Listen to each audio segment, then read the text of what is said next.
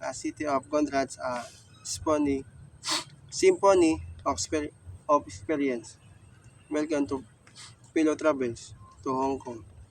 This vibrant metropolis district between the Pearl River Delta and the South China Sea is a city of contrasts of symphony of experience waiting to be explored.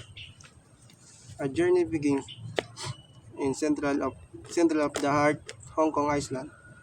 Her towering skyscrapers cast long shadow on the whistling street below, a statement to the city of modern dynamics, dynamics, dynamics yet amidst the concert jungle, remnants of the colonial past linger, whispering tallies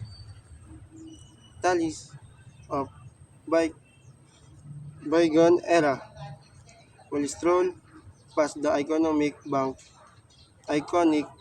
Bank of China. Towers sharp, angels reaching for the sky, and the pose of historic Hong Kong Exchange Square are relic of British rule. Next, we'll hop on the iconic Star Ferry, a symbol of Hong Kong maritime. Bilang tapos.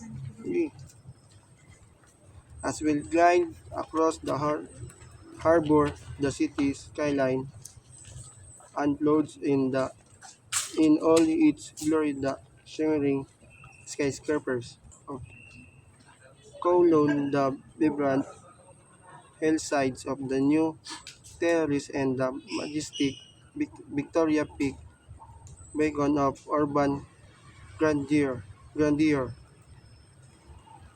A visit of the Man Temple, decided to the goods of literature and material arts of offers of glimpses into Hong Kong enduring spiritual tradition. The temple's ornate architecture filled with encased smoke and rhythmic chanting of monks provides a tranquil tama, respite from the city of frantic energy. Minapare.